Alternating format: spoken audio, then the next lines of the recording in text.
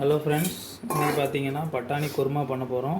அதுக்காக நைட்டே நனைய வச்சு பட்டாணி கொஞ்சம் தேவையான அளவு 7 விசில் வச்சு குக்கரில் எடுத்து வச்சுருக்குறோம். இது பார்த்திங்கன்னா மசாலா. இதில் என்னெல்லாம் ஆட் பண்ணியிருக்கோன்னு பார்த்தீங்கன்னா 1 ஸ்பூன் மஞ்சத்தூள், 2 ஸ்பூன் வத்தல் பொடி, வேறு மல்லி வறுத்து ஆட் பண்ணியிருக்கிறோம். தேங்காய் அரைமுறி தேங்காய் போட்டிருக்கிறோம். சோம்பு, அப்புறம் இஞ்சி, அரை துண்டு இஞ்சி, வேறு ஒரு 4 பல் பூண்டு, இவ்வளோ ஆட் பண்ணி இதில் அரைச்சி வச்சுருக்கோம். காயப்பொடி தேவைக்கு தக்கன லைட்டாக வேணால் காயப்பொடி ஆட் பண்ணிக்கலாம். கசகசா போட்டிருக்கிறோம். கசகசாவும் சோம்பும் போட்டு இதில் அரைச்சி வச்சுருக்குறோம். அப்புறம் இதில் பார்த்திங்கன்னா 2 பெரிய தக்காளி, ஒரு பெரிய சைஸ் வெங்காயம், 3 பச்சை மிளகாய் இவ்வளோத்தையும் கீறி வச்சுருக்குறோம். ஃப்ரெண்ட்ஸ், அடிஷ்னலாக உருளைக்கிழங்கு மட்டும் குக்கரோடு போட்டு ஒரே ஒரு உருளைக்கிழங்கு மட்டும் அவிச்சு வச்சுருக்குறோம். இது அடிஷ்னல் தான், இது தேவைன்னா நீங்கள் போட்டுக்கலாம். பட்டாணி சால்னாவாக இருந்தாலும் சரி, கொண்டக்கடலை சால்னாவாக இருந்தாலும் சரி, இதே சேம் மெத்தட் தான். இவ்வளோ தான் மசாலா, இதை போட்டு நம்ம பண்ணிடலாம். வாங்க ஃப்ரெண்ட்ஸ், இப்போ நம்ம வீடியோக்குள்ளே போகலாம். குக்கர் நல்லா சூட் பண்ணியாச்சு. கடலெண்ணெய், கிராம்பு, ஏலக்காய், பட்டை இவ்வளோத்தையும் நம்ம ஆட் பண்ண போகிறோம். ஆட் பண்ணுங்கள்.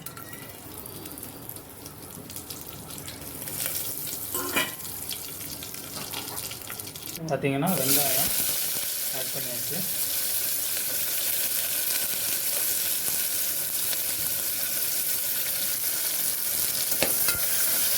நல்லாவே வதக்கிடுங்க.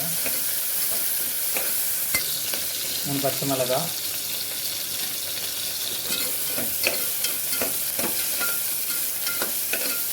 தக்காளி ஆட் பண்ணுறோம்.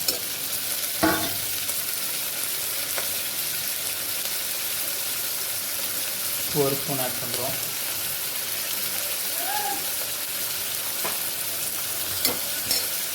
தேவைக்கு கருவேப்பிலை மட்டும் லைட்டாக ஆட் பண்ணியிருக்கிறோம். கருவேப்பிலை ஆட் பண்ணி ஏன்னா குக் ஆகட்டும்.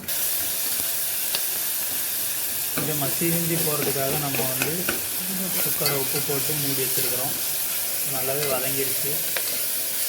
தக்காளிலாம் நல்லா மசியணும், அப்போ தான் டேஸ்ட் இருக்கும். எப்போவுமே தக்காளியை மட்டும் நல்லா வேக விட்டுருங்க. பார்த்திங்கன்னா கிழங்கு, பட்டாணியோடு நம்ம ஒரே ஒரு கிழங்கு மட்டும் போட்டுருந்தோம். அந்த கிழங்கு ஆட் பண்ணி அதே லைட்டாக கிண்டி விட்டுருங்க. பார்த்திங்கன்னா மசாலா எடுத்து வச்ச மசாலாவை இப்படியே ஆட் பண்ணுறோம்.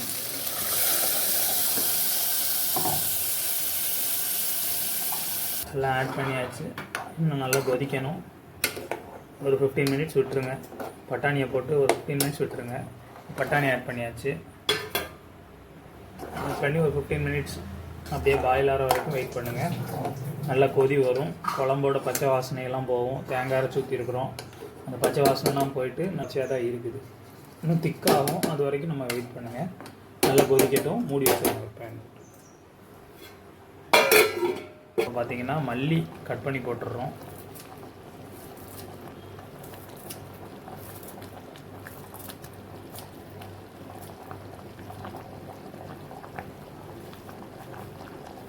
கொஞ்சம் நல்லா கிண்டி விட்டுருங்க.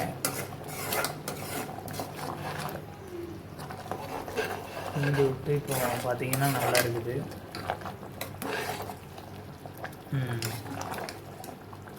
சூப்பராக இருக்குது மசாலா. இன்னும் லைட்டாக கொதிக்க விட்டுட்டு இறக்கிடலாம்.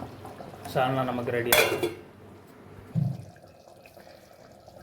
இப்போ பார்த்தீங்கன்னா குழம்பு நல்லாவே கொதிச்சிக்கிட்டு இருக்குது. எண்ணெய் இப்போ லைட்டாக இப்போ தான் பிரிஞ்சு வர ஸ்டேஜ் ஆகிருக்குது. இந்த பச்சை வாசனை போகிற வரைக்கும் நீங்கள் கம்பல்சரி பார்த்தீங்கன்னா ஒரு 15 மினிட்ஸ் கூட குக் பண்ண விட்ருங்க. அப்போ தான் சால்னா டேஸ்ட்டாக இருக்கும். அவ்வளோதான் ஃப்ரெண்ட்ஸ். இப்போ பார்த்தீங்கன்னா நமக்கு எண்ணெயெல்லாம் நல்லா பிரிஞ்சு வந்துருச்சு.